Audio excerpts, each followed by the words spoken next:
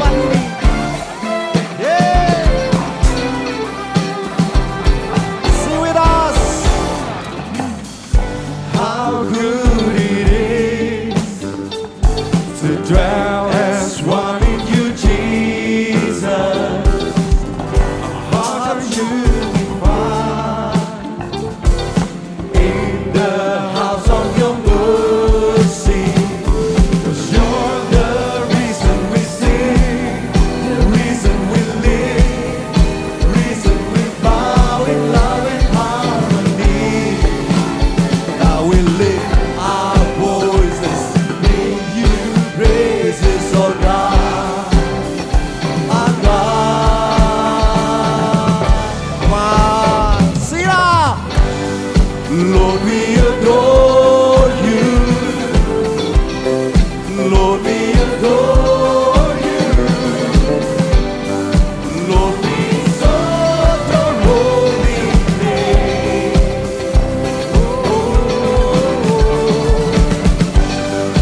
Lord, we adore you. Sing, we adore you. Lord, we adore you. Lord, we declare your majesty. Say it, unity. It's unity. Clap your hands.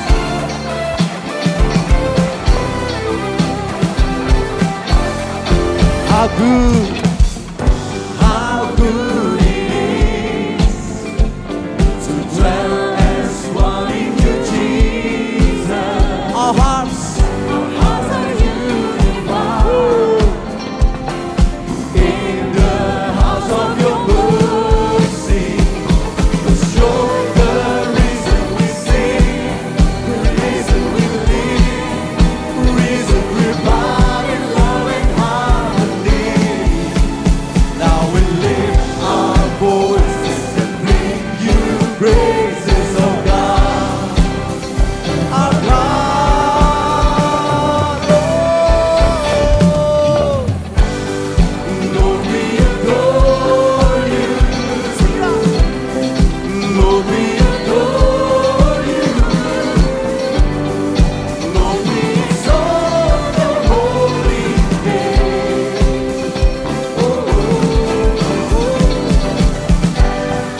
Lord, we adore you. Lord, we adore you. Lord, we declare your majesty. In unity. Sebab di dalam kesatuan hati bersama-sama, berkat Allah akan berkelimpahan. Katakan amin. Woo! We sing, we adore you, Lord. Lord, we adore you. Lord, we adore you. Lord, we exalt your holy name.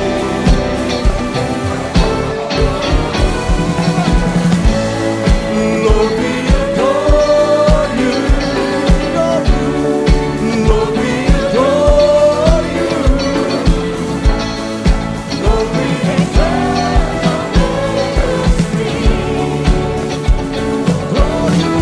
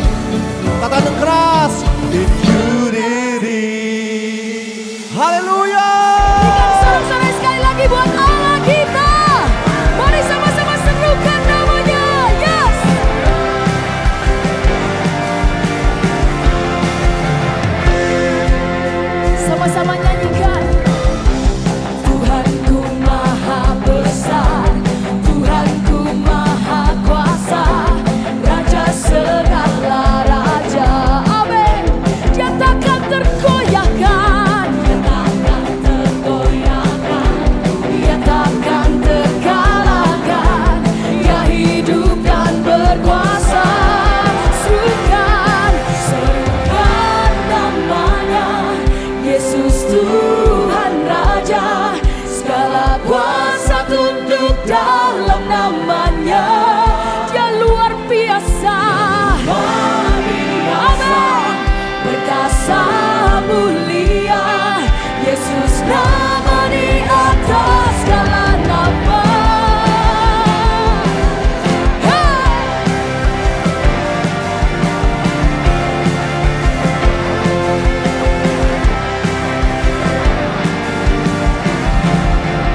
Sekali lagi kita nyatakan, Tuhanku maha besar, Tuhanku maha kuasa, Raja segala raja.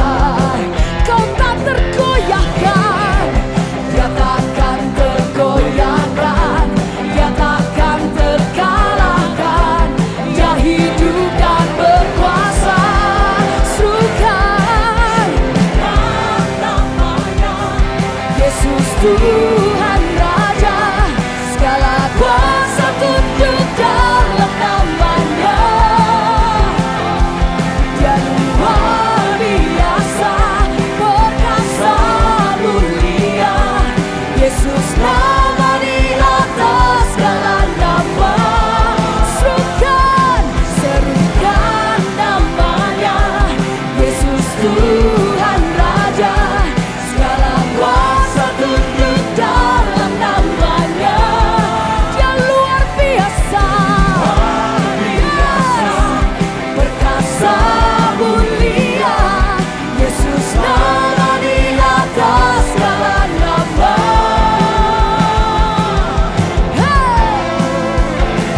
Sama-sama tepuk tangan di atas kepala seperti ini. Sebab ada Allah yang besar di tengah-tengah kita, amin. Yes.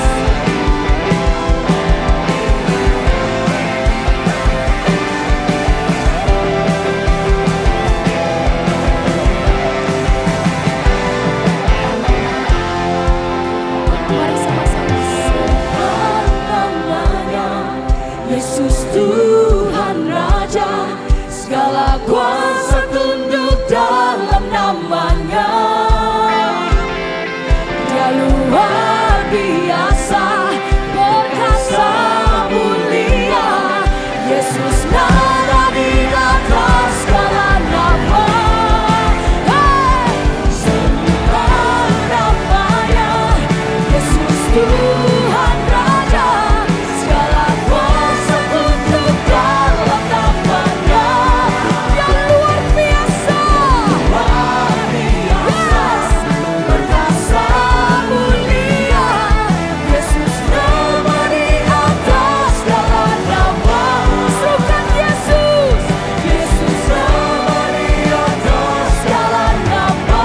Yesus, Yesus nama di atas segala nama.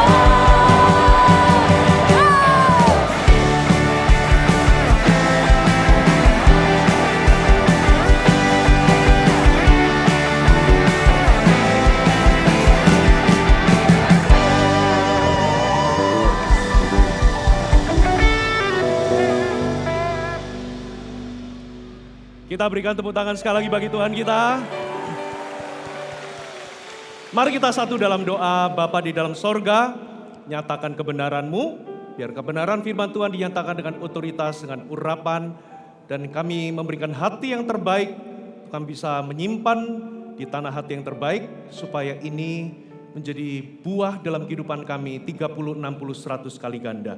Satukan kami dalam sebuah visi dan nilai. Kami mau tangkap apa yang menjadi kehendak-Mu. Di dalam nama Yesus, semua yang antusias katakan amin. Haleluya. Saudara semua boleh duduk kembali. Sambil menunggu anak-anak muda kembali ke tempat duduknya, saudara bisa tengok kanan kiri, muka belakang, katakan sama-sama, Tuhan rindu memakaimu lebih lagi.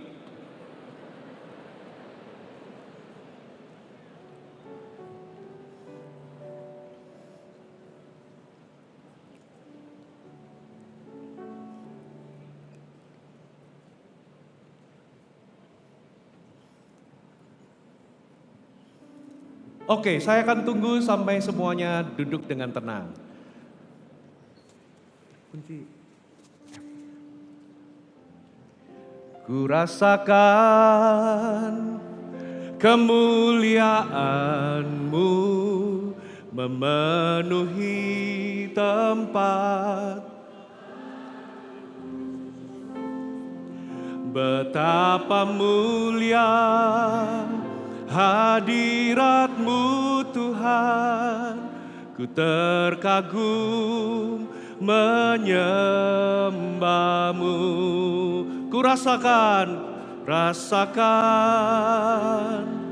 kemuliaan-Mu memenuhi tempat.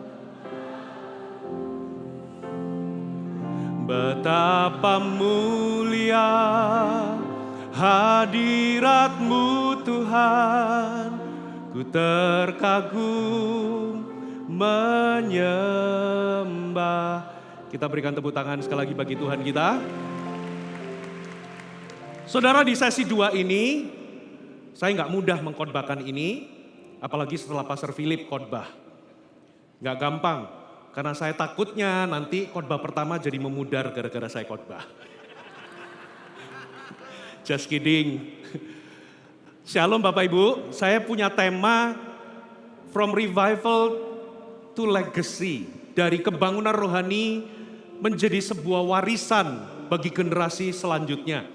Izinkan hari ini saya akan bicara tentang sesuatu yang perlu kita teruskan kepada generasi selanjutnya.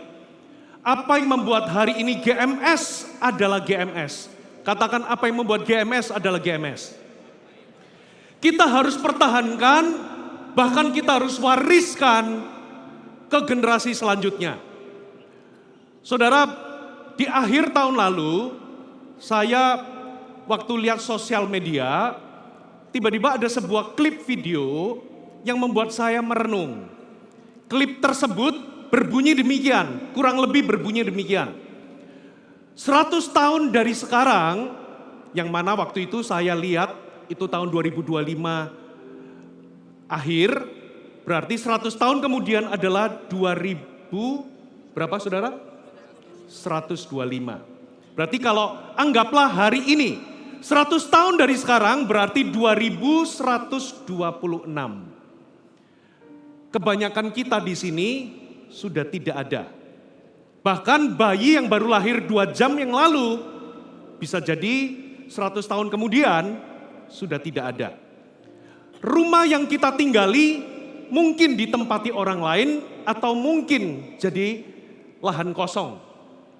Semua aset atau harta kita nggak tahu siapa yang menikmatinya. Dengan kata lain, segala sesuatu akan tergantikan.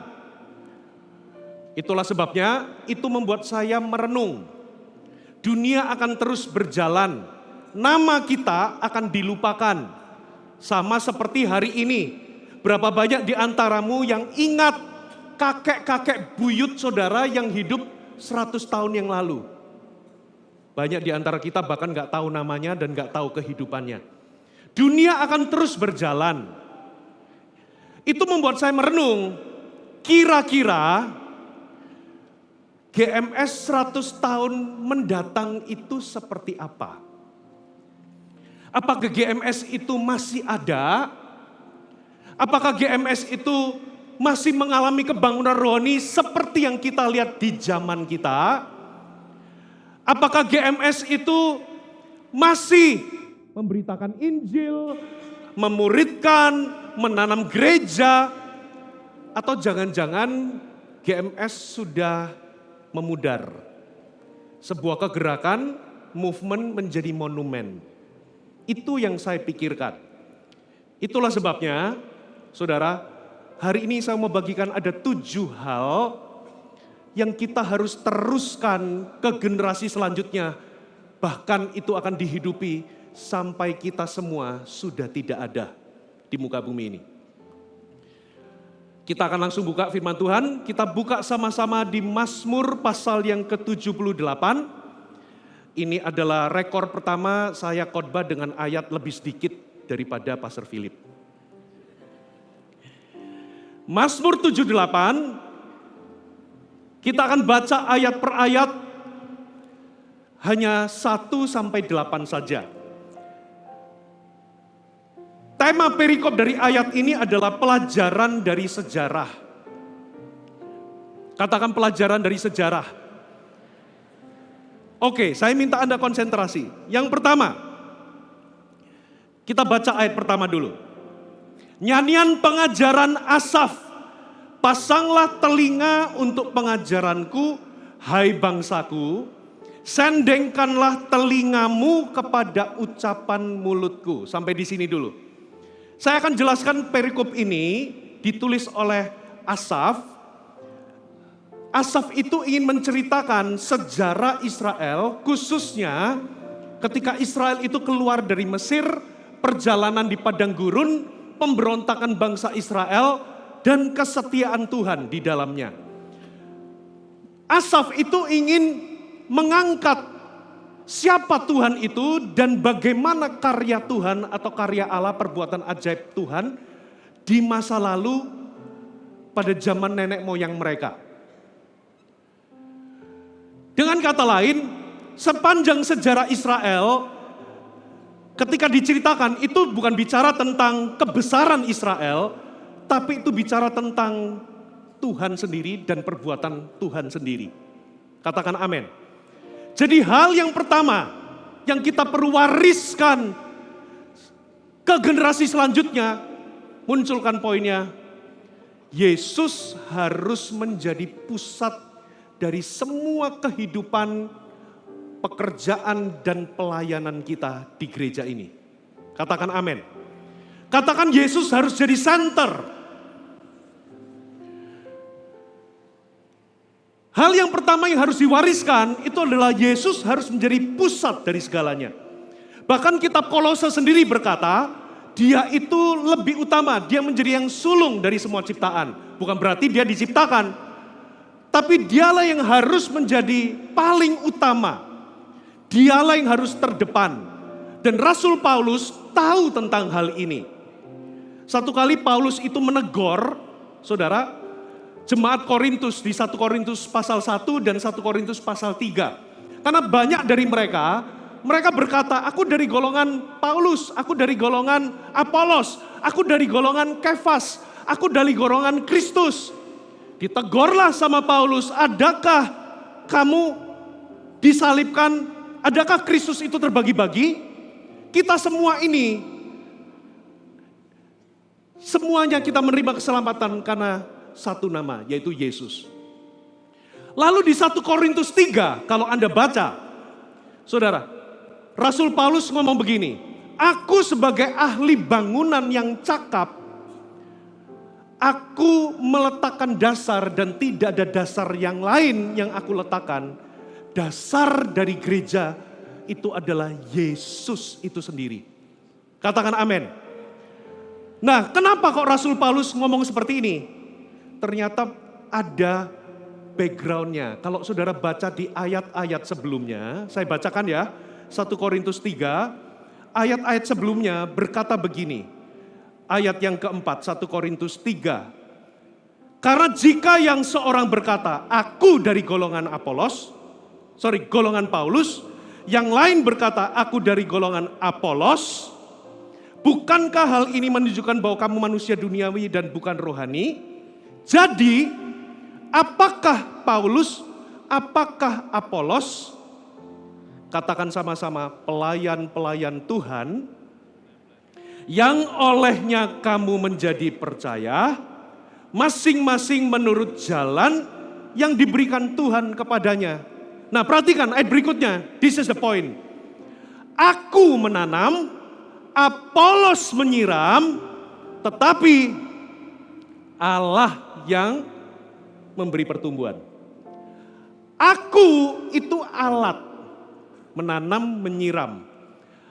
Apolos, Paulus itu adalah saluran, katakan amin. Tapi Apolos dan Paulus bukanlah fondasi, bukanlah sumber, bukanlah senternya. Karena itu ayat selanjutnya dikatakan begini, karena itu dikatakan begini, Yang penting, ayat 7, bukanlah yang menanam ataupun yang menyiram, melainkan Allah yang memberikan pertumbuhan. Katakan, karena itu yang penting. Berarti, kalau kita mau melihat GMS itu bertahan sampai 100 tahun ke depan, bahkan lebih, Yesus harus jadi center. Katakan amin. Gereja tidak boleh dibangun atas dasar manusia. Karena 100 tahun ke depan, yang khotbah di depan sini gak akan ada lagi. Apa jadinya kalau imanmu, saudara, gereja ini fondasinya itu manusia. Maka ketika generasi pendirinya sudah gak ada, maka gereja juga gak akan ada. Saya gak ngomong, saudara, kalau Anda perhatikan, Rasul Paulus itu gak ngomong bahwa berarti kalau gereja itu dasarnya bukan manusia, berarti gak perlu dong ada manusia yang menjadi pemimpin. No. Di dalam sejarah Alkitab, kalau Anda baca kitab suci, perjanjian lama, perjanjian baru, Tuhan itu selalu mengurapi manusia. Dan Tuhan itu membangkitkan bahkan pemimpin-pemimpin yang sangat strong. Musa itu pemimpin yang sangat strong. Yosua itu pemimpin yang sangat strong. Elia itu berani menantang nabi-nabi Baal, itu pemimpin yang sangat strong. Di dalam perjanjian baru, Rasul Paulus itu pemimpin yang sangat strong. Bapak Ibu, tapi saudara, senternya bukanlah Rasul Paulus, Apolos, manusia. Katakan amin. Senternya harus Yesus. Karena kalau tidak, gereja kita bisa masuk di dalam sebuah bahaya besar yang namanya celebrity culture. Katakan celebrity culture. Lama-lama kita ini hamba-hamba Tuhan, pelayan-pelayan Tuhan, apalagi yang ada di panggung, lama-lama merasa dirinya jadi pusat perhatian. Lalu kita kena kusta yang namanya star syndrome. Tahukah star syndrome itu apa? Sebuah perasaan, sebuah keyakinan bahwa dirinya itu pusat perhatian. Lama-lama kita jadi mencuri kemuliaan Tuhan. Sesuatu yang seharusnya diberikan kepada Tuhan, tapi kita berikan kepada manusia. Akibatnya apa, saudara? Kalau kita masuk dalam celebrity culture. Saudara, semua pemimpin-pemimpin, ketika Anda memimpin, kepemimpinan Anda jadi gak sehat. Karena ujungnya itu manusia, bukan Kristus. Anda jadi menarik kepada diri Anda. Ujungnya jadi manusia. Penyembahan kita bukan lagi penyembahan, tapi jadi pertunjukan karena semua pelayan Tuhannya unjuk gigi. Karena ujungnya manusia. Para pengkhotbah bisa loh jadi apa itu namanya? Peragawan atau peragawati. Karena pusatnya manusia, lalu di mimbar ini, kalau kata Pastor Philip, hamba-hamba Tuhannya jadi kebanyakan gaya. Akhirnya apa? Bukan berarti pengkhotbah gak boleh pakai baju yang proper atau yang keren. Tapi mimbar bukan fashion show. Katakan amin. Kalau pusatnya itu manusia, akhirnya kita akan melakukan banyak atraksi di mimbar ini untuk menarik perhatian bukan kepada Tuhan, tapi kepada manusia. Visi kita bisa berubah jadi ambisi kalau Yesus tidak jadi pusat. Saudara, nanti pelayanan bisa lama-lama jadi platform atau panggung. Kemuliaan Tuhan jadi kemuliaan nama pribadi. Belum lagi, saudara, kita membangun kerajaan Tuhan, tapi sebetulnya yang kita bangun kerajaan manusia. Itulah sebabnya Yesus harus jadi fondasi, Yesus tetap harus jadi center. Katakan amin. Loh, lalu kita jadi pemimpin gimana? Saudara, ini tidak meniadakan kepemimpinan. Karena apa? Di dalam sepanjang sejarah, sekalipun senternya itu Tuhan, tapi Tuhan mengurapi manusia dan Tuhan memakai manusia. Katakan amin. Tuhan bisa bekerja sendiri, tetapi Tuhan memilih memakai Anda dan saya. Itulah sebabnya tetap tunduk, hormati pemimpin, karena kita semua butuh mentor, kita semua butuh bapak rohani, kita semua butuh pemimpin. Saudara, tapi kalau hatimu benar, senternya itu bukan manusia, semuanya akan fall into place, semuanya akan menemukan tempat yang benar. Katakan amin. Penyembahan kita akan wangi di hadapan Tuhan. Pemuridan kita akan betul-betul menciptakan murid-murid, bukan sekedar fans. Penginjilan kita betul-betul menjadi murni. Pelayanan kita tidak akan menjadi panggung.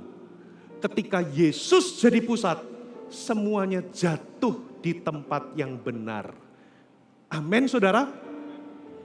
Tengok kanan kiri, katakan Yesus adalah pusat. Kita lanjut ayat yang kedua. Ayat yang kedua dikatakan begini. Aku mau membuka mulut mengatakan amsal.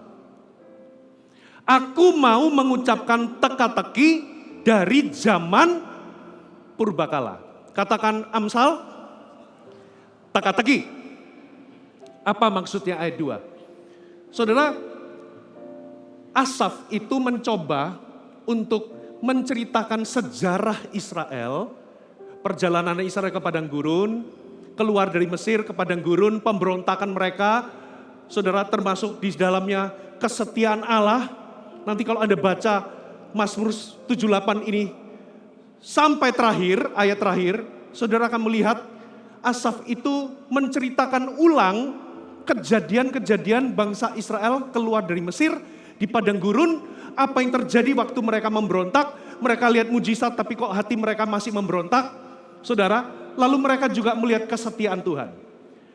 Sebetulnya yang mau dikatakan Asaf itu adalah, aku mau menceritakan sejarah, tapi bukan hanya sekedar untuk memberitahu fakta, tapi ingin menyingkapkan kebenaran rohani yang tersimpan, yang masih teka-teki tersebut, yang menjadi misteri tersebut, menjadi sebuah kebenaran yang semua generasi itu memahaminya, mengenalnya, bahkan bisa diteruskan ke generasi selanjutnya. Berarti yang dimaksud Asaf itu adalah ini tentang kebenaran. Kebenaran yang ditarik dari pelajaran sejarah Israel. Katakan kebenaran. Itulah sebabnya poin kedua, saya merasa apa yang perlu kita teruskan di generasi ke depan itu adalah otoritas firman Tuhan. Katakan otoritas firman. Maksudnya gimana? Bapak Ibu, kalau kita nggak hati-hati, kita itu bisa melakukan yang namanya malpraktek. Malpraktek di dalam hal teologi. Apa maksudnya malpraktek teologi? Maksudnya begini. Kita memberitakan bahwa Yesus itu Tuhan, kita percaya bahwa Yesus itu Tuhan, tapi hidup kita itu dipimpin seolah-olah Yesus itu bukan Tuhan. Kita percaya Yesus itu Tuhan, tapi hidup kita itu nggak mau diatur sama Tuhan. Itulah sebabnya ini yang namanya malpraktek di area teologis. Kita percaya sebuah kebenaran, tapi hidup kita seolah-olah kebenaran itu nggak berlaku di dalam prakteknya.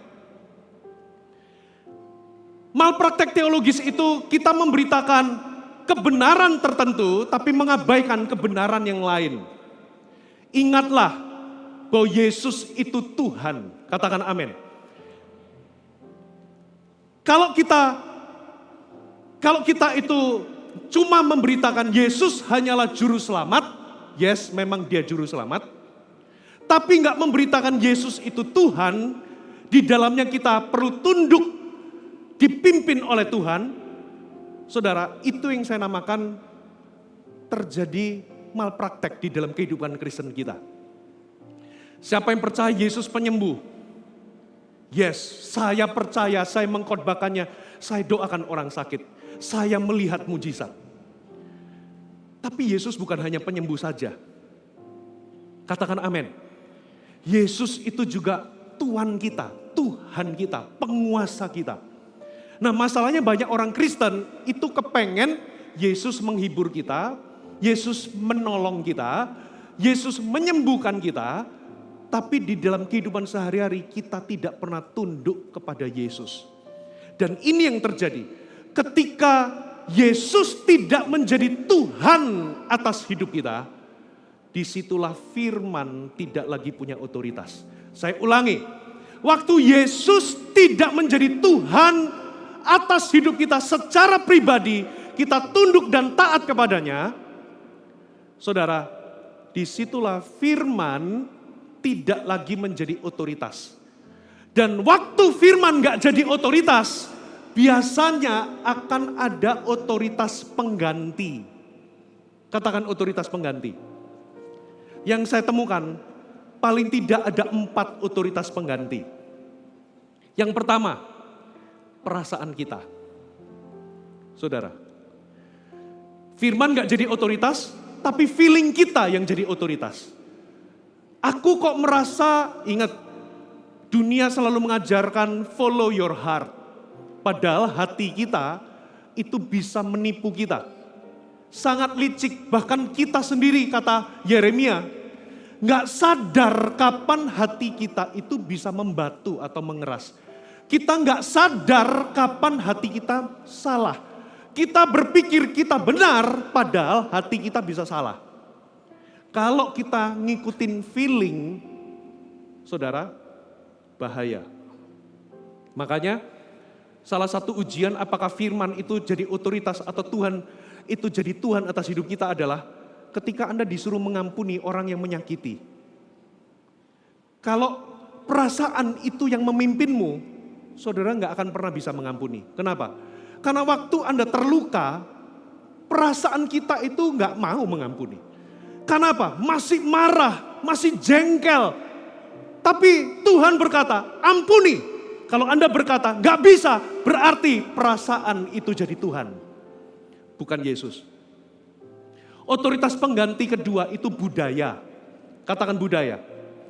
Dulu firman itu menguji budaya, culture kita. Tapi sekarang, saudara, saya lihat di mana-mana, budayalah yang mengevaluasi atau menguji firman. Jadi kalau culture kita, kebiasaan kita itu hidupnya begini dan gak cocok sama firman, maka firman yang dievaluasi. Berarti firman ini gak cocok buat kita. Firman ini sudah kuno. Firman ini sudah gak berlaku karena sudah gak relevan bagi budaya kita. Yang jadi otoritas culture. No. Anak-anak muda, yang jadi otoritas bagi gaya hidup Anda adalah firman, bukan culture. Katakan amin. Mau dunia, mau modelnya kayak gimana, tunduklah kepada otoritas firman, bukan culture. Otoritas pengganti berikutnya di zaman dunia digital itu popularitas. Zaman sekarang yang populer itu dianggap benar. Orang yang punya followers banyak, mau ngomong apa aja dianggap kebenaran. Yang mayoritas kalau berkata setuju itu benar. Tapi kalau minoritas berkata A, B, C, selama dia minoritas dianggap tidak benar.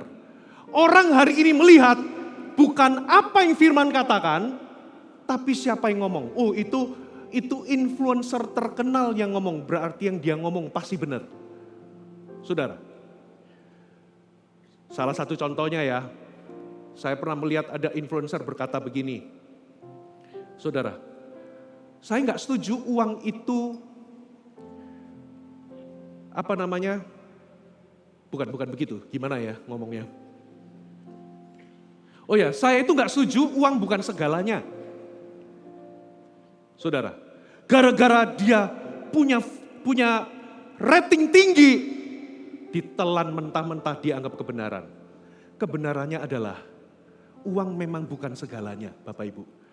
Uang itu penting, tapi uang bukanlah penentu kehidupan. Bukanlah sumber kehidupan kita. Katakan amin. Sumber hidup kita itu adalah Tuhan. Karena memang kenyataannya ada banyak hal yang uang itu gak bisa beli. Saya gak ngomong kita gak butuh uang. Tapi hati-hati siapa yang ngomong. Saudara, karena apa? Yang populer belum tentu benar. Otoritasnya kembali kepada firman. Amin saudara. Nah, apalagi muncul banyak dari semua ini otoritas-otoritas pengganti ini saudara. Akhirnya melahirkan ada banyak penyimpangan. Contohnya relativisme. Relativisme itu mengajarkan tidak ada kebenaran absolut. Semua orang bisa mengatakan itu kebenaran atau tidak.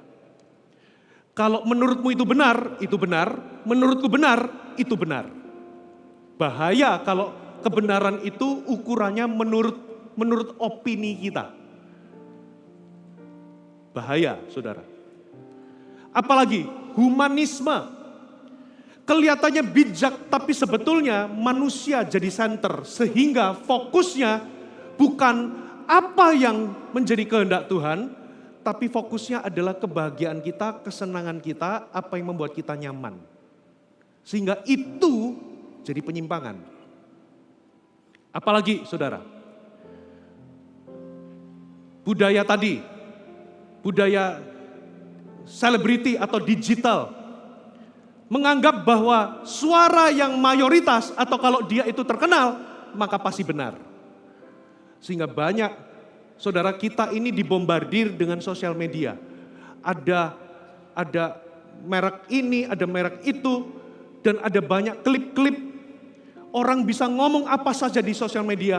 Bapak Ibu, sekalipun mereka terkenal, kembali otoritas dalam kehidupan kita itu bukan apa kata manusia, tapi apa kata firman. Belum lagi muncul yang namanya pengajaran cheap grace. Apa itu cheap grace? Yang mengatakan karena engkau sudah beroleh kasih karunia, maka pertobatan, kekudusan tidak lagi jadi perlu. Kau gak perlu lagi ngaku dosa, gak perlu lagi mengubah gaya hidup, gak perlu lagi meninggalkan dosa, karena engkau sudah diampuni. Dosa masa lalu, sekarang masa depan. Jadi gak ada yang perlu dikhawatirkan. Selama engkau hidup dalam kasih karunia, tidak perlu kekudusan, tidak perlu ketaatan. Bapak Ibu, ujungnya satu. Semua penyimpangan itu bicara tentang siapa yang punya otoritas atas hidupnya. Yesuskah, firmankah, atau opini, perasaan, budaya, popularitas, itu semua jadi penyimpangan. Akarnya cuma satu, krisis ketuhanan Yesus. Waktu krisis ketuhanan Yesus terjadi, itu melahirkan krisis otoritas firman. Legalisme itu berkata, berubahlah maka Tuhan menerimamu. Itu legalisme. Cheap grace atau distorted grace berkata, karena Tuhan sudah menerimamu, kamu gak perlu berubah. Kamu gak perlu bertobat. Itu cheap grace. Tapi kasih karunia Tuhan itu berkata, saudara, kamu diterima oleh kasih karunia tanpa syarat.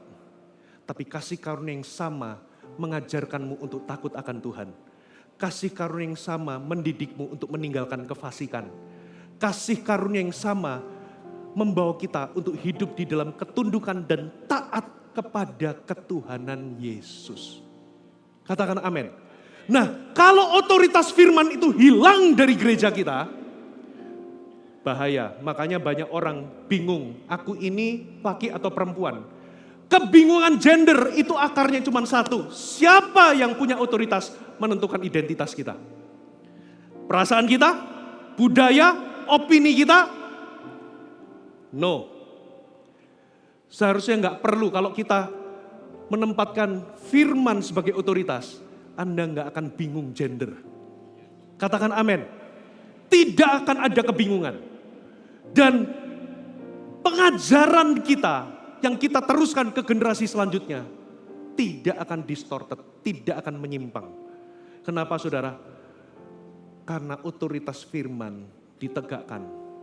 Karena ketuhanan Yesus ditegakkan. Amin saudara.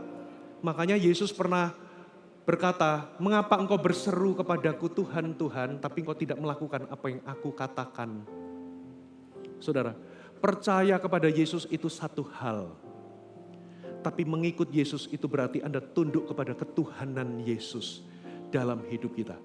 Ini tidak boleh hilang. Kalau tidak, gereja kita akan menyimpang kemana-mana.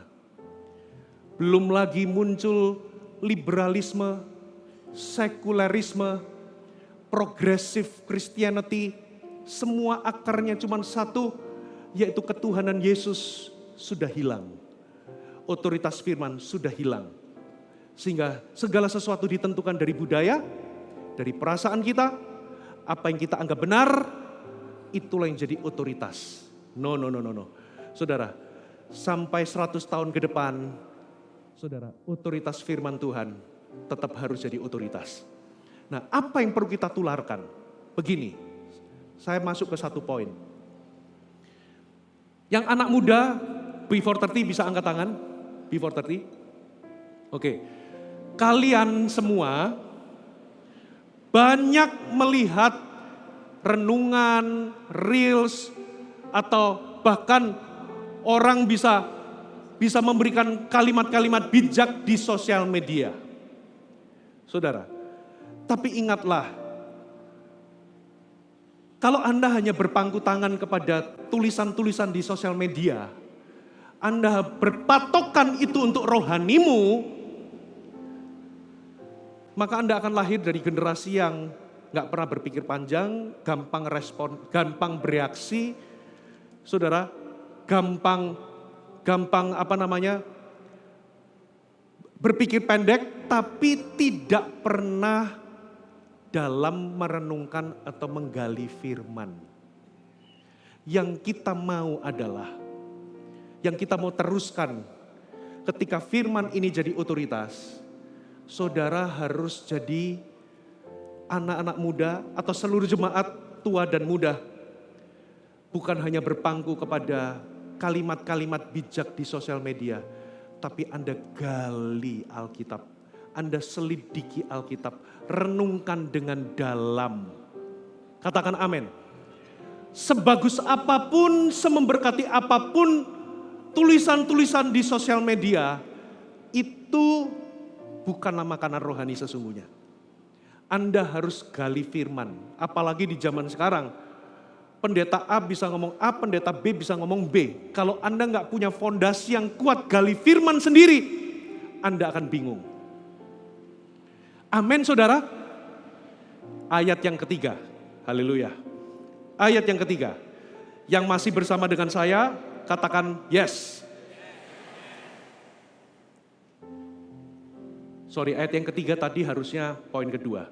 Yang telah kami dengar dan kami ketahui, yang diceritakan kepada kami oleh nenek moyang kami.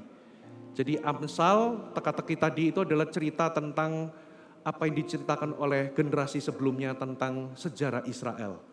Sekarang ayat 4. Kami tidak hendak sembunyikan kepada anak-anak mereka. Tetapi kami akan ceritakan kepada angkatan yang kemudian puji-pujian kepada Tuhan dan kekuatannya dan perbuatan-perbuatan ajaib yang telah dilakukannya. Katakan kami tidak akan sembunyikan. Poin ketiga munculkan, kita baca sama-sama 1, 2, 3. Poin ketiga. Penginjilan dan pemuridan.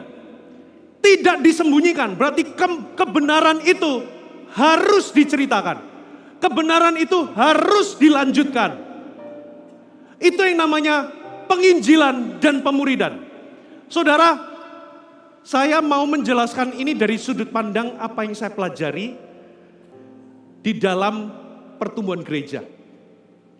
Kalau GMS itu mau terus melihat kebangunan rohani bahkan sampai 100 tahun ke depan, kita harus komitmen tidak boleh meninggalkan amanat agung, penginjilan dan pemuridan.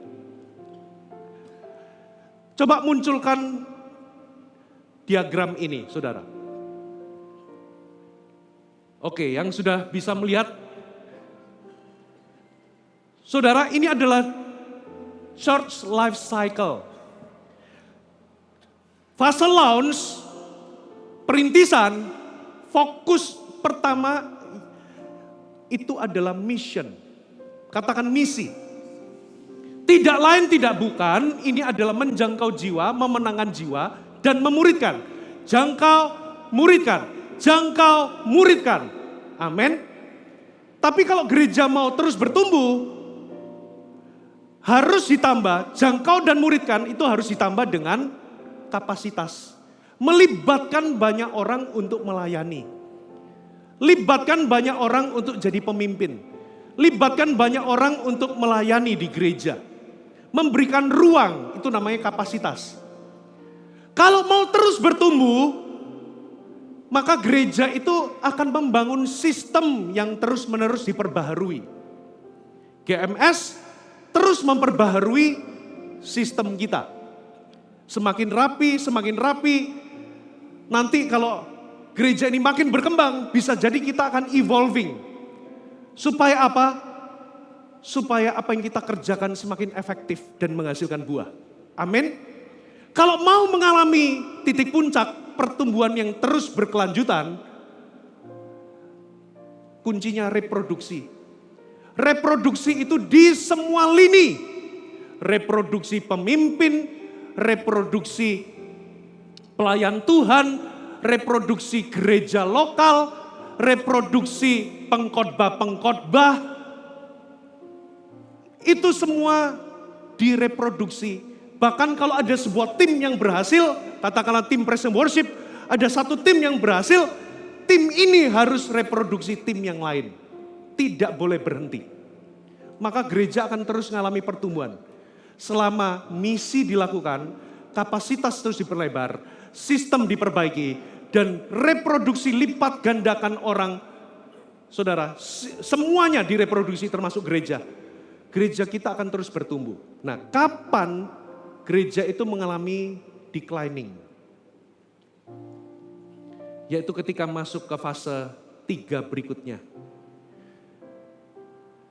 Saya tulis itu appeasement, itu artinya maintain, menyenangkan orang. Gereja mulai meninggalkan misi, menjangkau jiwa dan memuridkan. Drive-nya bukan lagi visi, tapi program atau acara untuk menyenangkan jemaat. Tapi penginjilan sudah ditinggalkan. Pemuridan sudah ditinggalkan. Gerejanya masih banyak orang. Gerejanya masih banyak acara. Tapi semuanya dilakukan hanya untuk menyenangkan orang, tapi sudah tidak lagi melakukan amanat agung. Itu adalah fase decline pertama. Tidak peduli gereja kita sebesar apa, kalau kita meninggalkan penginjilan dan pemuridan, di titik itu kita akan memudar. Sejarah gereja mencatat di bagian benua-benua yang lain yang dulunya pemasok misionaris, termasuk salah satunya di Indonesia, bisa mengenal Injil itu adalah misionaris dari dunia Eropa, dari dunia Barat. Tapi mengapa hari ini banyak gereja tutup, banyak gereja dibeli lalu jadi restoran, jadi bar. Kalau di anatomi ada satu momen gereja menjadi nyaman dan mapan dan meninggalkan misi. Disitulah gereja memudar. Karena apa? Gereja kehilangan alasan mengapa dia eksis. Penjangkauan, pemuridan. Fase berikutnya Itu namanya fase retention. Yang dilakukan adalah mencegah orang untuk tidak pergi, tidak keluar. Saudara, ada yang nawarin dengan posisi, ada yang melalui ancaman. Kalau keluar kamu kena sial. Fase yang terakhir itu fase kematian sebetulnya, survival. Itu seperti orang diranjang yang dibantu pakai alat bantu. Begitu alat bantunya diambil, gereja itu mati atau tutup. Kita nggak mau ada di fase itu. Amin. Kalau Anda mau melihat GMS itu terus mengalami kebangunan rohani sampai 100 tahun mendatang, satu yang tidak boleh ditawar. Penjangkauan, memberitakan Injil, dan pemuridan. Katakan amin. Coba ya. Siapa yang anggota CG di sini? Angkat tangan. Oke, saya mau ngomong sama CGL sama coach. Simple aja. Saudara mau CG Anda itu stagnasi lalu lama-lama habis? Sederhana. Tidak usah mendesak anggota-anggota CG Anda untuk menangin jiwa. Jangan ada sense of urgency atau desakan untuk menangkan jiwa. Jangan ada itu. Setiap kali ada momentum CG Fun, tolaklah itu. Mau anggotamu hari ini tuh 50 anggota. Tapi kalau Anda tolak penginjilan, menyusut. Entah menyusutnya itu karena konflik, tapi apa? Gereja yang meninggalkan penginjilan itu gereja yang kehilangan detak jantungnya Tuhan Yesus. Dengan kata lain gereja itu sudah mati. Walaupun aktivitasnya masih ada. Lalu apa aplikasinya buat kita? Bapak Ibu kalau Anda jemaat, tolaklah untuk menjadi jemaat yang cuman sekedar konsumer. Saudara datang hanya untuk aku datang hanya untuk diberkati. Aku datang ya pokoknya aku menikmati kebaktian, menikmati firman. Itu bagus. Mending Anda datang ke gereja, bukan ke diskotik. Tapi nggak boleh sampai di situ. Anda harus hisapkan diri Anda dalam setiap usaha untuk memberitakan Injil dan memuridkan. Paksa diri Anda, hisapkan diri Anda terlibat di dalamnya. Katakan amin. Dengan cara demikian, gereja kita itu akan tetap ada di dalam poros hatinya Tuhan. Karena apa? Di Alkitab, satu kali Yesus itu makan sama orang-orang berdosa. Sama pemungut cukai, makan lalu dikritik. Dicemooh oleh orang-orang Farisi ahli Taurat. Lalu Yesus memberikan 3 perumpamaan. Perumpamaan tentang dirham, koin, perumpamaan tentang domba yang hilang. Lalu perumpamaan tentang apa saudara? Anak bungsu yang hilang. Dan di semua di akhirnya itu dikatakan betapa sukacitanya menemukan 1 koin yang hilang itu. Gembala sukacita meninggalkan 99 demi menemukan yang 1. Lalu yang ayahnya itu bikin pesta ketika anak bungsunya itu kembali. Bersukacita. Orang Farisi itu fokus sama grupnya sendiri. Tapi Yesus itu bahkan rela tinggalkan yang 99 untuk cari 1 yang hilang. Gereja yang sehat dan hidup akan selalu melihat keluar. Katakan amin. Bukan berarti Anda tidak memelihara yang di dalam. Tetapi hatinya itu yang di dalam dipelihara, dijaga, dititipkan. Tapi diajak untuk mencari yang terhilang. Bahkan diajak bersukacita kalau yang hilang itu didapatkan kembali. GMS harus spiritnya tidak boleh berubah. Penginjilan, penjangkauan, pemuridan. Zaman bisa berubah. Zaman saya waktu AOG itu ada namanya coklat party, es krim party. Jangan remehkan loh saudara. Apa coklat party, es krim party? Gara-gara coklat party, es krim party itu iblis bisa marah besar. Kenapa? Di baliknya itu penginjilan. Bahkan dulu ada salah satu teman kita itu bahkan sampai saudara dimarahi banyak orang. Gara-gara lewat itu ada orang-orang yang diselamatkan dan dibaptis. Satu kali di Manado, saudara, waktu itu ya KKR CG atau coklat party atau bagaimana, ada satu orang dibaptis. Lalu tiba-tiba datang ibu-ibu, datang lalu saya dikatakan begini, babi ngana. Saudara, tahu nggak? Saya ini orang Surabaya, waktu diutus ke Manado, makan masakan Manado, perut saya selalu error. Lidah saya itu, saya suka makan sambal, tapi begitu makan sambalnya Sulawesi Utara, itu seperti ditampal sandal 100 kali. Tapi ada yang lebih pedes dari babi rica. Itu namanya babi ngana.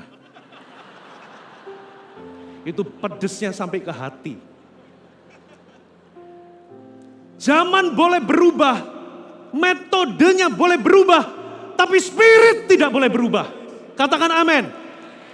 Kita akan terus melakukan penginjilan. Kita akan terus melakukan penjangkauan. Kita akan masuk ke sekolah-sekolah. Kita akan masuk ke kampus-kampus. Kita akan muridkan mereka.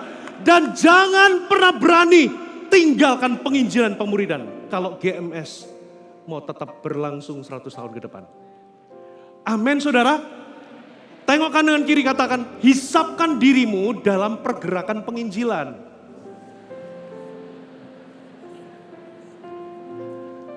Ayat yang ke berapa sekarang? Ayat yang kelima. Dikatakan begini. Telah ditetapkannya peringatan di Yakub. Dan hukum Taurat diberinya di Israel. Lalu perhatikan kalimat berikutnya. Nenek moyang kita diperintahkannya untuk memperkenalkannya kepada anak-anak mereka. Jadi peringatan yang sudah ditetapkan atau firman yang sudah ditetapkan itu disuruh diperkenalkan. Jadi ternyata Tuhan itu nggak selalu memberi firman atau hukum itu kepada semua generasi. Tuhan hanya memberikan hukum Taurat itu di generasinya Musa. Tapi setelah itu tanggung jawab Musa untuk meneruskan kepada generasi-generasi selanjutnya. Dibentuklah mereka supaya mereka hidup di dalamnya. Saya tuliskan ini di poin yang ke berapa ini? Ke-5. Kita baca sama-sama. Poin yang ke berapa? 4, sorry. Berarti Anda tidak ngantuk. Kita baca sama-sama. Poin yang keempat. Pengembangan kepemimpinan dan estafet kepemimpinan. Firman itu harus diteruskan. Kita harus membentuk mereka. Harus muncul pemimpin-pemimpin baru yang mengajarkan firman Tuhan itu. Taurat itu. Supaya generasi itu mengenal firman dan mengenal Tuhan. Saudara, di Hakim-Hakim 2 kalau Anda baca, pada zaman Yosua hidup dan tua-tua yang hidup lebih lama dari Yosua, orang Israel itu menyembah kepada Tuhan, beribadah kepada Tuhan. Tapi setelah generasi itu dikumpulkan, maksudnya mati, muncul generasi baru yang tidak kenal Tuhan. Lalu mereka menyembah Baal. Maksudnya apa? Saudara, ini bukan karena Tuhan gak bekerja. Generasi itu melihat revival. Melihat sungai Yordan terbelah, tembok Yeriko runtuh, tanah Kanaan diokupansi, direbut. Mereka lihat revival. Tapi sayangnya mereka tidak meneruskannya kepada generasi. Sehingga ketika satu generasi itu lenyap, muncul generasi baru yang gak kenal Tuhan. Itu sebabnya GMS akan fokus terus untuk mengembangkan saudara. Memuridkan Anda dan mempersiapkan Anda untuk menjadi pemimpin. Karena Tuhan bekerja lewat pemimpin.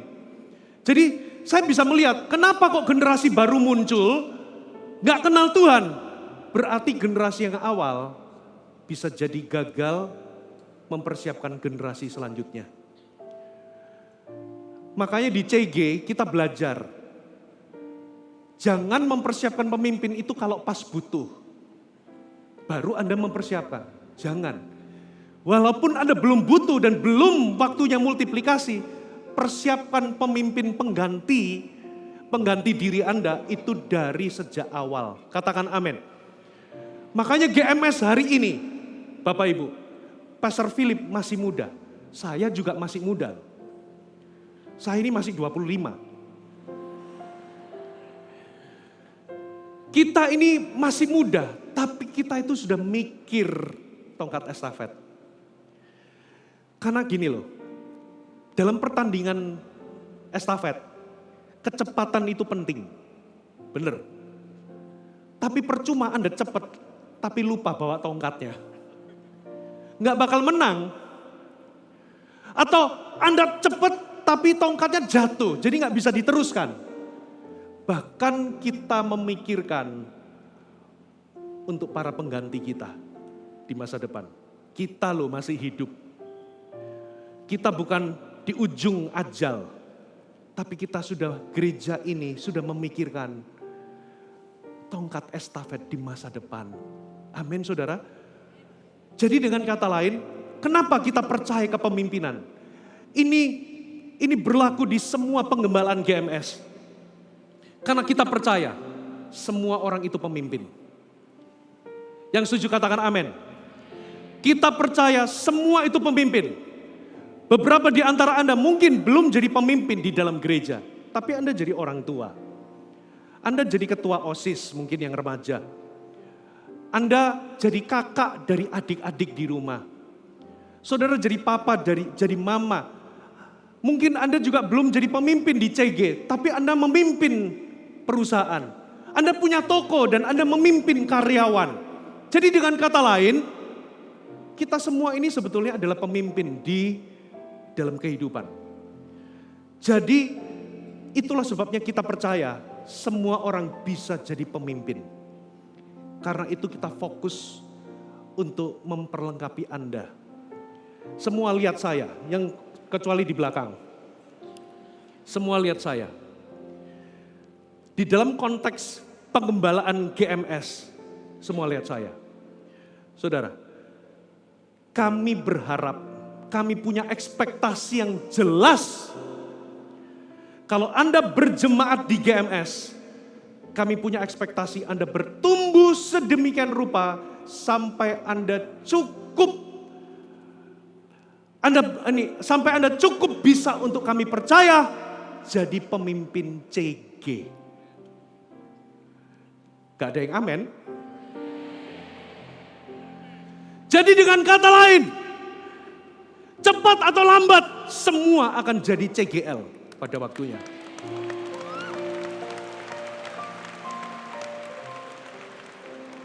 Kalau ada yang berkata begini, jangan saya, dia. Nah itu potensi kepemimpinan. Belum sudah nunjuk, sudah mimpin. Ini aja.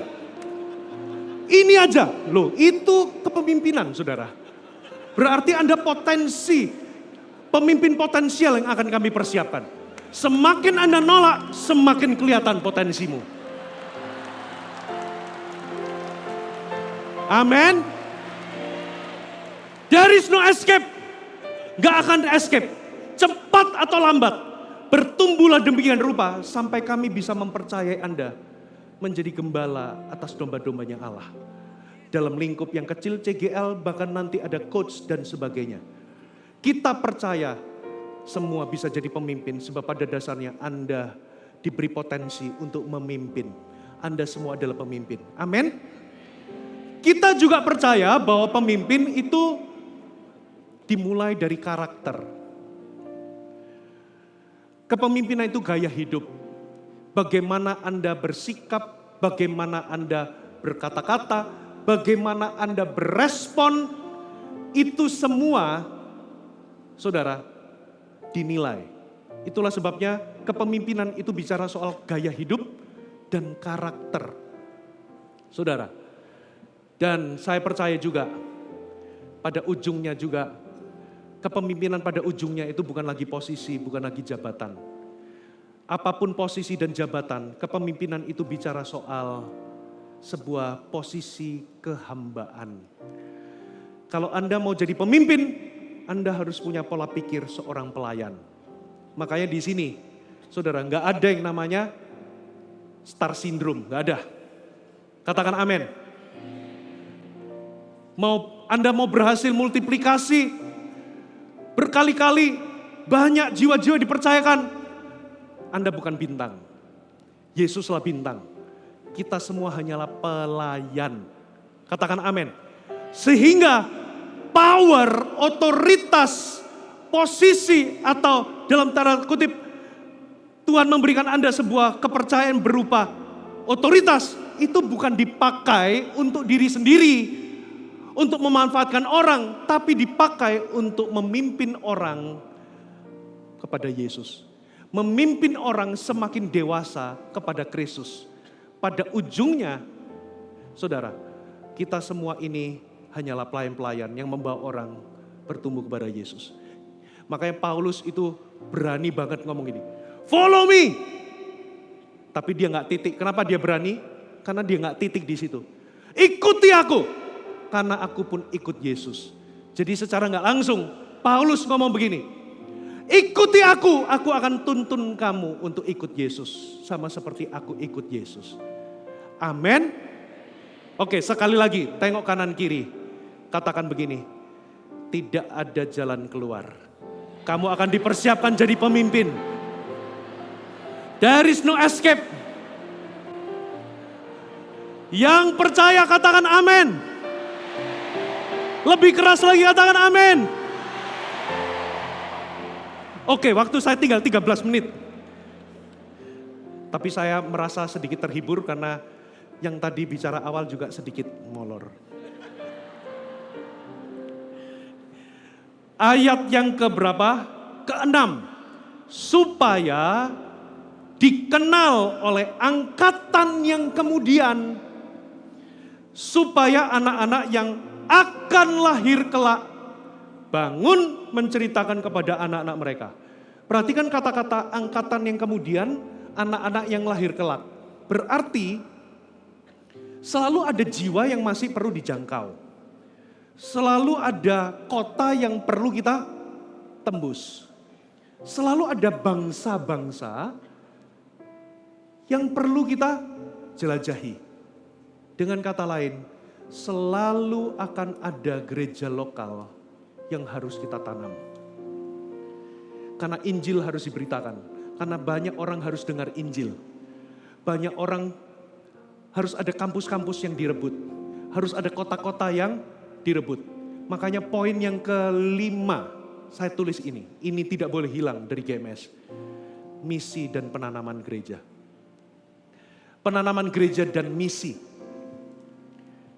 Katakan penanaman gereja dan misi.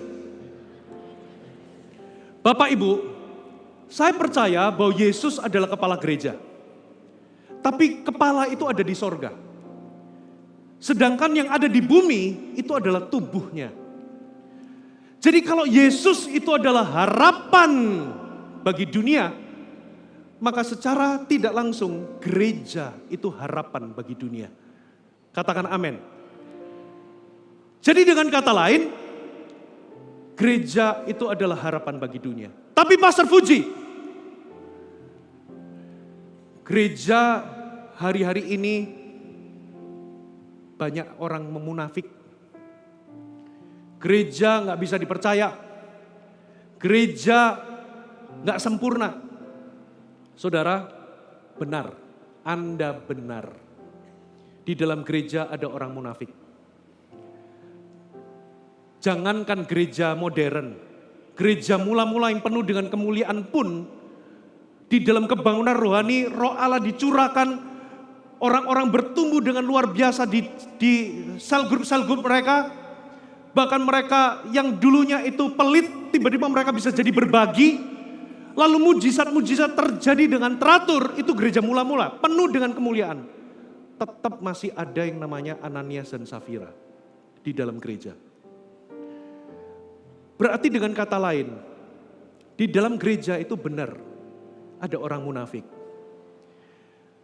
Di dalam gereja itu ada bayi. Ada juga orang-orang yang masih struggle. Ada juga orang-orang yang masih belum dewasa. Ada juga orang-orang yang benar-benar jahat, ada di dalam gereja. Tapi tetap Tuhan itu memilih gereja untuk menyatakan rencananya, melakukan kehendaknya.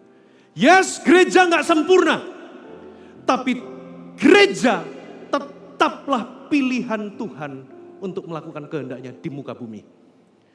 Katakan amin.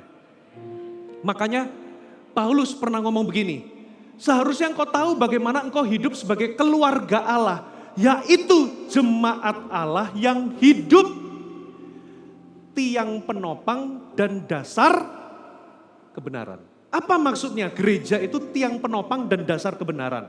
Bukannya kebenaran yang menopang gereja. Bukankah kebenaran yang harusnya jadi dasar gereja? Loh kok di sini dikatakan gereja itu tiang penopang dan dasar kebenaran? Maksudnya begini, memang benar. Firman Tuhan itulah dasar daripada gereja. Yes, kebenaranlah dasar dari gereja. Tapi gereja itulah yang diberikan mandat untuk menopang, meneruskan, mengajarkan kebenaran. Halo, amin. Jadi dengan kata lain, kalau nggak ada gereja, Injil nggak akan diberitakan. Kalau nggak ada gereja, orang-orang nggak dimuridkan. Kalau nggak ada gereja, nggak akan ada misionaris diutus. Kalau nggak ada gereja, yang Anda mau merit nggak bisa merit.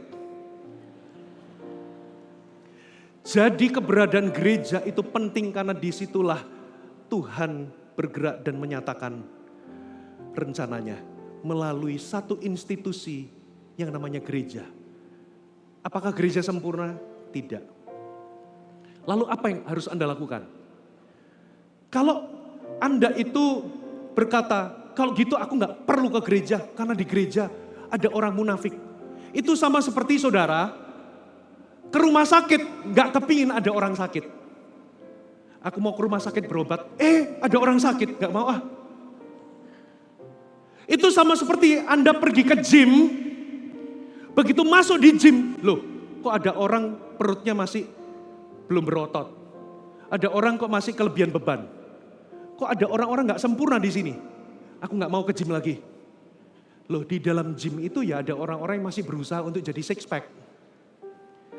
Ada orang-orang yang masih berusaha punya otot. Di dalam gym itu banyak orang yang bentuk tubuhnya belum bagus.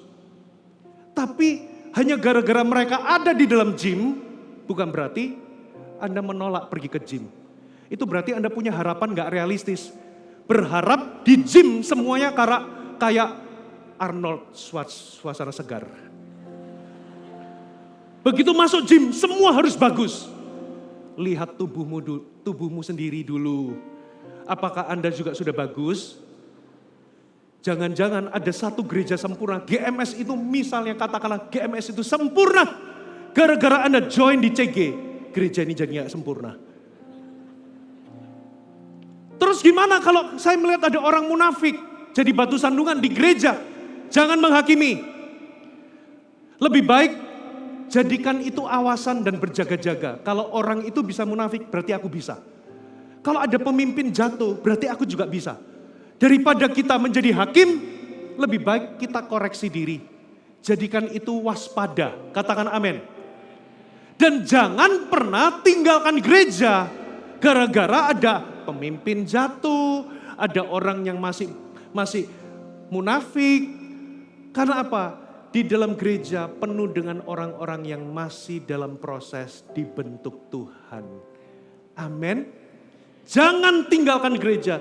Justru kita harus makin cinta gereja di akhir zaman. Karena gerejalah tempat di mana rencana Allah dinyatakan. Amin, saudara. Oke, sekarang ayat yang keberapa? Ayat yang tinggal 4 menit. 7. 2 poin lagi. Supaya mereka menaruh kepercayaan kepada Allah. Dan tidak melupakan perbuatan Allah. Tapi memegang perintah-perintahnya. Katakan mereka menaruh iman kepada Tuhan. Mereka tidak melupakan pekerjaan perbuatan Tuhan. Saya tulis di sini poin ini Kita nggak mungkin bisa punya iman atau pengharapan tanpa Roh Kudus atau tanpa pekerjaan Roh Kudus dalam kehidupan kita. Poin yang ke-6, munculkan ini yang tidak boleh, tidak ada, yang harus diteruskan. Pimpinan dan kepenuhan Roh Kudus. Katakan kepenuhan Roh Kudus. Saudara, kalau Anda perhatikan, hampir nggak ada gereja itu menolak Roh Kudus. Semua gereja itu percaya kepada Roh Kudus. Jadi masalahnya bukan pada teologinya. Karena hampir semua gereja mempercayai Roh Kudus. Tapi masalahnya itu pada prakteknya. Karena ada gereja yang percaya sama Roh Kudus, tapi pada prakteknya sebetulnya tidak lagi membebaskan Roh Kudus. Makanya di ibadah pertama, di sesi pertama, Pastor Philip tadi menekankan, saudara, di gereja kita salah satu bentuk bahwa kita ini punya termometer terbuka kepada pekerjaan-pekerjaan Roh Kudus, itu adalah baptisan Roh Kudus dengan tanda bahasa lidah. Di dalam Alkitab, saudara, orang-orang yang terima Injil, sebelum mereka itu akhirnya beroperasi di dalam banyak karunia, dan mereka juga dibentuk, jadi ada buah roh yang muncul dari hidup mereka. Salah satu tandanya itu adalah mereka mengalami kepenuhan Roh Kudus dengan tanda bahasa lidah. Seolah-olah itu memberikan kita pesan, pengalaman itu adalah pengalaman pintu gerbang pertama untuk menuju sebuah kehidupan yang dipimpin roh dan kepenuhan Roh Kudus. Itu sebabnya GMS sampai kapanpun akan rajin mendoakan Anda untuk terima baptisan Roh Kudus dengan tanda berbahasa roh. Sampai kapanpun kita akan rajin karena kita percaya Roh Kudus diberikan kepada semua orang. Kita juga percaya baptisan Roh Kudus bisa dialami oleh semua orang. Katakan amin. Memang tujuan baptisan Roh Kudus bukan sekedar supaya Anda bisa berbahasa roh. Tujuan baptisan Roh Kudus adalah esensinya Anda hidup dalam kepenuhan Roh Kudus, sehingga hidup Anda termasuk karakter Anda memunculkan buah roh. Saudara, tapi kalau kita mulai meninggalkan baptisan Roh Kudus dengan tanda berbahasa roh, kita sedang meninggalkan sebuah fasilitas doa, di mana waktu kita berdoa dengan bahasa roh sebetulnya otak kita, pikiran kita itu betul-betul, saudara, tidak lagi berpikir, tapi kita berdoa dengan Roh Kudus. Saudara, seolah-olah kita memberikan kendali kepada Roh Kudus. Bapak Ibu, itulah pintu gerbang. Itu seperti pintu gerbang pertama untuk Anda masuk dalam kedalaman yang lebih lanjut. Pelan-pelan kalau kita mulai meninggalkan, lama-lama doa kita jadi formal. Kita mulai meninggalkan pertemuan-pertemuan doa syafaat. Gak lagi akan ada konser-konser doa. Semuanya akan by program, by sistem, by kemampuan manusia. Lama-lama bahasa roh disingkirkan. Lama-lama gereja ini jadi kering. Bapak Ibu, saya cuma kasih satu statement. Kita nggak boleh memilih antara firman dan roh. Amin. Antara firman dengan pengalaman supranatural. Dua-duanya harus ada di dalam gereja. Kalau kita cuma punya firman tok, cuma punya program, doktrin saja, tapi nggak ada kuasa, kita menjadi gereja yang mati. Tapi kalau kita bergerak di dalam kuasa, membebaskan Roh Kudus bekerja, tapi nggak ada firman, saudara, kita bisa menyimpang, bahkan gereja kita bisa jadi aneh. Dua-duanya harus ada kalau kita mau gereja kita terus ada 100 tahun ke depan. Yang terakhir, saya tutup yang terakhir. Haleluya. Yang terakhir. Dan jangan seperti nenek moyang mereka, angkatan pendurhaka dan pemberontak, angkatan yang tidak tetap hatinya dan tidak setia jiwanya kepada Allah. Saya tulis, saya baca ini, berarti satu yang kita perlu jaga, kita perlu wariskan adalah kesatuan. atau persatuan. Kesatuan gak pernah terjadi kalau hati kita keras, punya jiwa gak setia, atau pemberontak atau durhaka.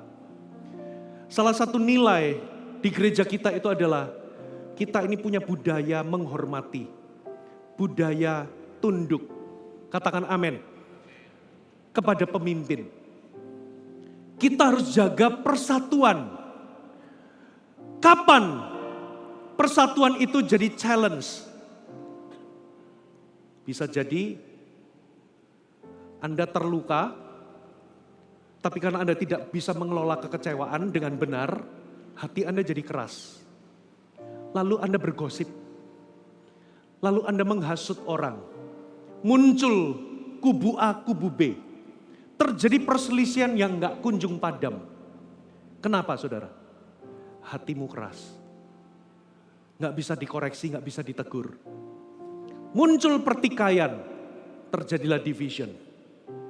Saudara, bisa jadi Anda gak terluka, Anda gak kecewa. Tapi Amsal 17 ayat 4 berkata demikian. Coba munculkan ayatnya. Saudara, dikatakan begini, Amsal 17 ayat 4. Boleh munculkan Amsal 17 ayat 4. Orang yang berbuat jahat memperhatikan bibir jahat.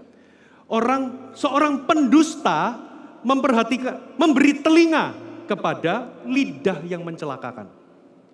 Anda bukan orang yang kecewa terluka, tapi Anda memberi telinga kepada gosip.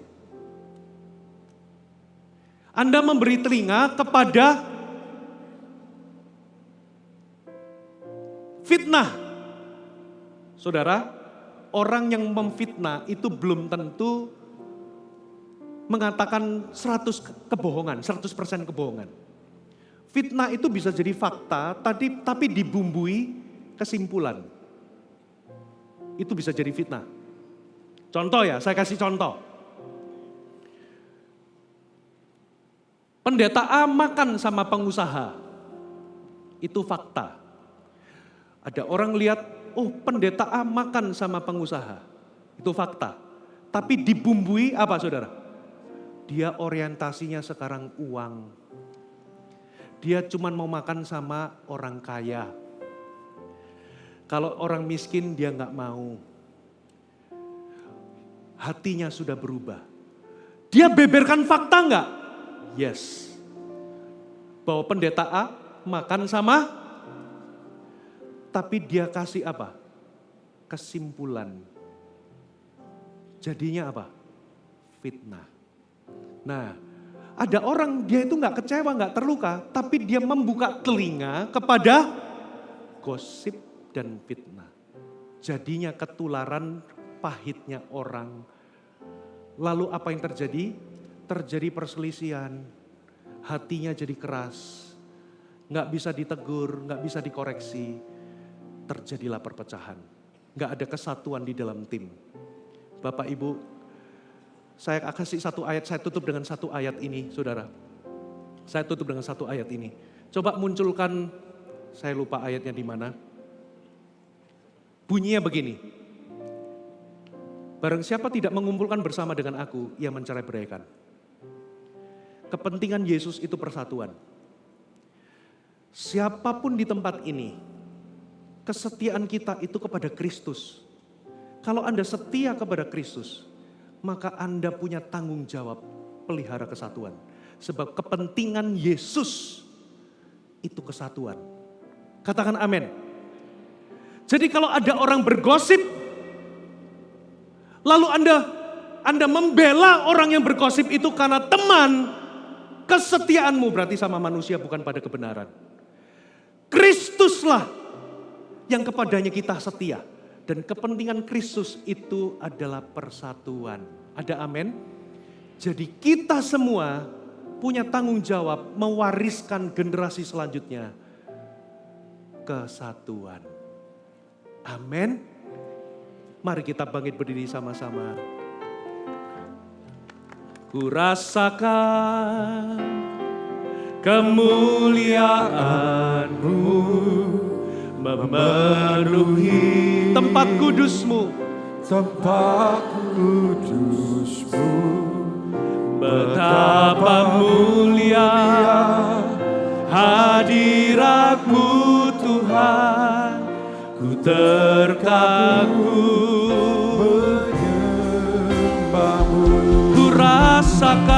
Ku rasakan kemuliaan-Mu memenuhi tempat kudus-Mu. Betapa mulia hadirat-Mu Tuhan, ku terkagum menyembah-Mu. Ku rasakan kemuliaan-Mu memenuhi tempat kudus-Mu.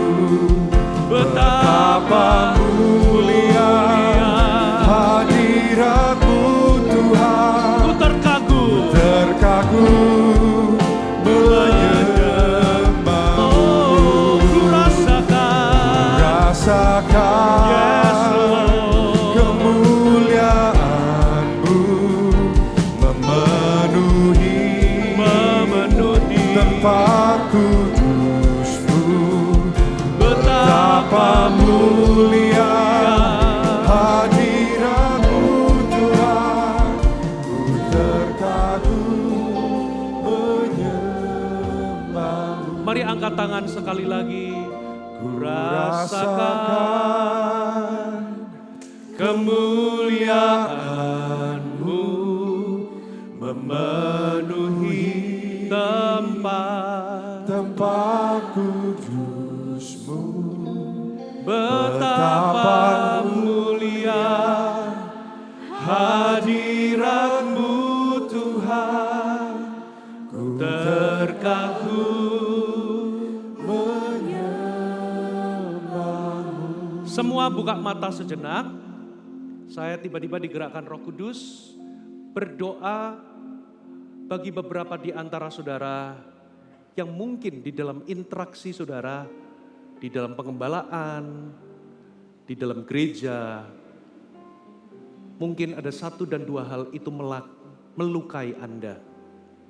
Bisa jadi itu perlakuan yang Anda rasa nggak adil yang Anda terima. Mungkin ada kata-kata orang yang menyakitkan. Mungkin ada harapan-harapan tertentu yang Anda harapkan kepada saudara seiman atau bahkan pemimpin, tapi itu nggak terjadi. Apapun itu Anda jadi kecewa, Anda jadi luka. Lalu Anda bahkan beberapa di antara berpikir mungkin aku nggak mau ke CG lagi. Atau beberapa bahkan aku nggak mau lagi aktif ke gereja, aku cukup datang tapi aku nggak mau melayani. Saya teringat dua ayat di Lukas 17 dikatakan tidak mungkin tidak ada penyesatan. Kata penyesatan di situ pakai kata skandalon. Skandalon itu adalah batu sandungan berupa umpan yang sengaja dipasang supaya Anda tersandung jatuh. Umpannya kalau bagi tikus itu adalah keju. Tapi umpan bagi Anda karena tikus tertarik sama keju, makanya dia bereaksi sama keju. Dia nggak melihat itu jebakan, tapi dia umpan. Umpannya bagi Anda itu adalah perlakuan nggak adil tadi. Kata-kata yang menyakitkan, harapan-harapan yang mungkin Anda harapkan tapi nggak terjadi. Lalu Anda kecewa. Yang membunuh kita, kerohanian kita itu bukanlah umpannya, tapi keputusan untuk kita ambil umpan itu, took the bait. Karena bagi kita itu terasa seperti keadilan. Aku bela kebenaran, aku bela hakku. Aku gak terima. Lalu Anda ambil umpan itu, lalu hatimu jadi berubah. Hatimu jadi keras. Hatimu jadi pahit. Pelan-pelan Anda mundur teratur. Pertama-tama dari komunitas, lama-lama hatimu sudah gak lagi peka sama Tuhan. Anda bisa tinggalkan Tuhan. Makanya itu dikatakan skandalon. Di Matius 24 dikatakan, di akhir zaman akan ada banyak orang yang murtad. Mereka akan saling menyerahkan, saling membenci, lalu kasih kebanyakan orang akan menjadi dingin. Kata murtad di situ pakai kata yang sama, skandalizo, kata kerja dari skandalon. Dalam bahasa Inggris itu offense, offended. Banyak orang akan menjadi offended, tersinggung, lalu apa? Pelan-pelan mereka akan saling membenci, saling mengkhianati, lalu kasihnya jadi dingin. Gara-gara Anda took the bait, hatimu jadi keras. Lalu tiba-tiba Anda jadi kelompok orang yang selalu menghakimi orang lain. Lalu Anda gak lagi cinta gereja. Anda gak mungkin bisa cinta Yesus tapi membenci gereja, gak bisa. Karena gereja itu mempelainya Yesus. Gereja itu atasnya Yesus mati. Hari ini saya merasa ada banyak orang itu, Anda ambil umpan itu. Terasa seperti kebenaran, tapi dalam kerajaan sorga ini bukan bicara soal siapa yang benar, tapi apakah hatimu benar. Kalau hatimu salah, saudara, disitulah lama-lama hatimu berubah. Jadi pahit, jadi keras, penuh dengan luka, penuh dengan kekecewaan yang tidak diproses dengan benar. Semua pejaman mata sejenak, berapa banyak di antara Anda, saya tahu itu menyakitkan. Mungkin itu perlakuan saudara seiman, atau bisa jadi itu kesalahpahaman. Anda punya asumsi. Anda punya asumsi yang negatif padahal belum tentu itu benar. Tapi apapun itu melukai Anda. Dan Anda belum bisa menang di area ini. Sehingga itu menghambat kerohanian Anda. Bahkan mungkin itu sudah membuat Anda mengambil keputusan. Keluar dari pelayanan, keluar dari CG. Bahkan Anda ke gereja juga sudah gak ada lagi hati. Kabar baiknya Tuhan mau memulihkan hati Anda. Asal Anda mau bawa hatimu hari ini, sekalipun itu terluka, kepada Tuhan. Biar Tuhan menjamah hatimu dan membuat hatimu benar. Kalau Anda bergumul dengan semua hal ini, Anda bergumul dan Anda merasa Anda belum bisa menang, sehingga Anda sadar hatimu jadi pahit, jadi keras. Dan hari ini Anda mau datang kepada Tuhan, angkat tanganmu tinggi-tinggi di tempat di mana Anda berada. Roh Kudus ingin menjamahmu. Yang angkat tangan dengan cepat, keluarlah, permisi keluar dari bangku Anda, majulah ke depan sini. Ku rasakan kemuliaan. Come forward, majulah ke depan sini, tidak ada yang dihakimi. Roh Kudus ingin menjamah dan memulihkan hatimu. Betapa mulia hadiratmu Tuhan. para pendoa, langsung datangi mereka, doakan mereka. Jadi saluran kasih karunia Allah, lepaskan kasih Allah, menjamah setiap hati. Dalam nama Yesus, datanglah kepada Tuhan, sepahit apapun hatimu. Tempat kudus, Betapa mulia betapa mulia hadiratmu. terkagum. Yang di belakang mari kita sembah Tuhan sama-sama. Katakan ku rasakan. Ku rasakan kemuliaan-Mu memenuhi Tempat kudus-Mu. betapa mulia hadiratmu Tuhan. Terkagum Oh, ku rasakan